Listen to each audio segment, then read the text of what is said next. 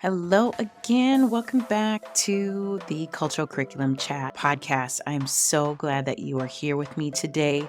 This episode is a special tribute episode to our educator friends in the classroom today. I wanted to share with you a great book that harnesses the power of belonging. Before I jump into this book review, I want you to do me a favor and join our diverse educational community today and subscribe to my channel to embark on a multicultural learning journey with me.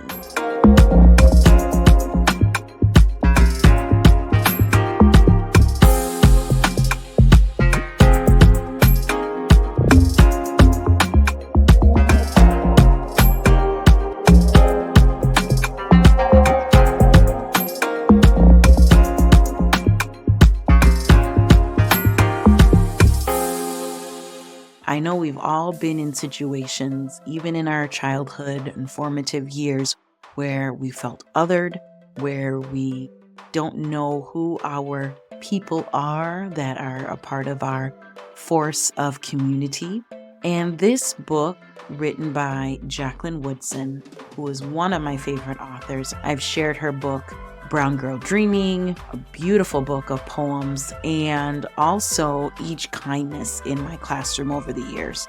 And this book I was honored to read at my old school where I used to teach first grade. Shout out to Piedmont Panthers in Duluth, Minnesota. I wanted those students to hear me read this book, The Day You Begin, by Jacqueline Woodson, illustrated by Rafael Lopez. This book, like I said before, really harnesses the power of belonging and the courage of seeking out others to make them feel that they also belong. The story takes place, it's the, first day of school, and this young girl is trying to find her true place in where she fits in. We all have those feelings of those first day jitters, I would say, and trying to get into the space of a new classroom, new personalities, new groups of people, and walking into a room where even as adults, we don't know that we fit into certain perceptions of others, and walking into spaces where you might be perceived just by your outward appearance. How Jacqueline crafts this story really shows our students that we have those same big feelings as well. She says in the beginning of her book, and I quote, "There will be times when you walk into a room and no one there is quite like you." There's a new student that comes into the class from Venezuela, and it talks about his anxiousness and saying his name and hearing the murmur and the laughter of the other students in the class.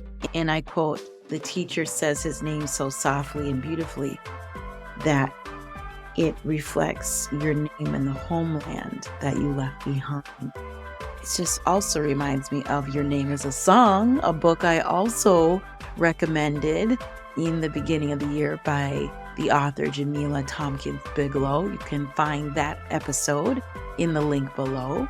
These two books really complement each other in the beginning of the school year. And when you're talking about reflecting of the beginning of the school year, it really showcases that big question. What did you do last summer? A lot of our students don't have the socioeconomic means to travel around the world. And I'm not saying that there's anything wrong with that. A lot of families go and travel and explore their world, their cabins, their lake places, their elders in their family, the country. There's lots of activity going on in the summer. But with students that don't have the means to travel, they really feel out of place. They really don't feel like they belong in those spaces. They have that knot in the pit of their stomach when it comes to their turn to share what did they do over the summer.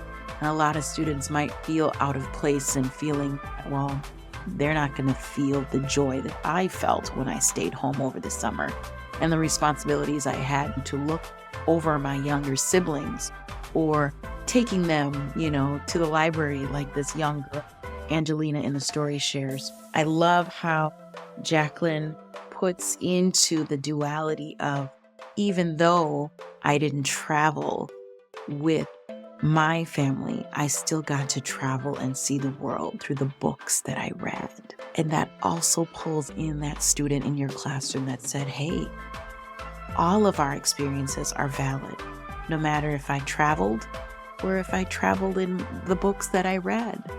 And being around my community throughout the summer is still just as important. For example, she shares in the story, "In being in that room," I quote, "where no one is quite like you, you look down at your own empty hand and wonder, what good is this when other students were flying and sailing and going somewhere?" And I also love the part where she talks about the heat waving up from the concrete and the days she spent at home with her little sister and taking care of her younger sister throughout the summer. There's going to be times where, even as a grown-up, in having lunch and people scrunching up their nose and looking and thinking about, well, what is that? What do you have in your lunchbox anyway? And having that student that has something from home that their parent made and feeling smaller because it doesn't look like what the majority of lunch boxes look like in the lunchroom, and feeling that you might be left out and feeling othered. I remember sharing this portion of the book with my students that I read to at the school and asking them, give a thumbs up if you felt left out at the playground. Give a thumbs up if you felt that you wanted to hide your lunchbox because you were afraid that you're about to be teased by your classmate. And you'd be astounded by the thumbs that went up while I was reading the story. And it really had that reflective piece with our students to sit back and go, wow, I had a friend in my class that felt left out. I had a friend in my class that was too scared to share their lunch with each other, to see what they brought from lunch from home. How Jacqueline paints a picture validating that you will feel out of place. You will feel, and I quote, like you're standing all the way on the outside of what stands beside you. And all that stands beside you is your own brave self, steady as steel and ready, even though you don't yet know what you're ready for, end quote. I love that part because you are in these spaces, in these rooms where you are all alone, but to remind you that you are your own brave self and you are ready to take on whatever comes your way. There's something so empowering in that statement. And this shares the story that you have the value to share your story with others in your classroom. I love how the main character, Angelina, stands up in front of her peers and shares her voice and says that they went everywhere. The books that we read were showing us, my sister and I, where else we could be with our own imaginations and going to the places while still being home.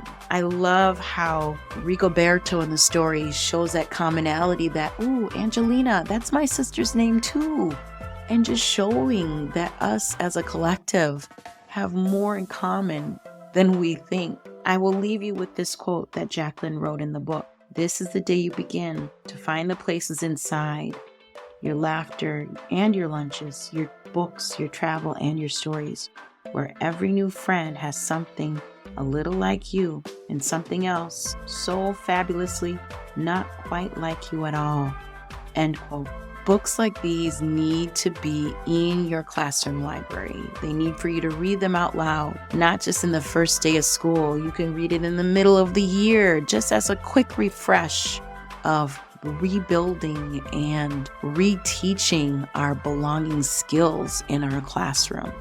I want you to also think about expanding your knowledge and embracing diversity within your classroom by subscribing to this channel for more engaging multicultural content. I drop new episodes every Friday with multicultural strategies, and I want you to hit that bell notification if you're on my YouTube channel so you get it first time it drops. If you are following me on my podcast, please drop a review and screenshot it and tag me on Instagram at culturallyjebe so we can continue this movement of multicultural educational practices in our classroom. I am so grateful that you are with me every single week. I want to share this platform out with as many educators. Please share this content with your educator friends because I am in this journey with you to find you the best resources for your classroom community to harness the power of promoting positive change and implementing this movement for our students. I look forward to seeing you here, same time next week. Bye-bye.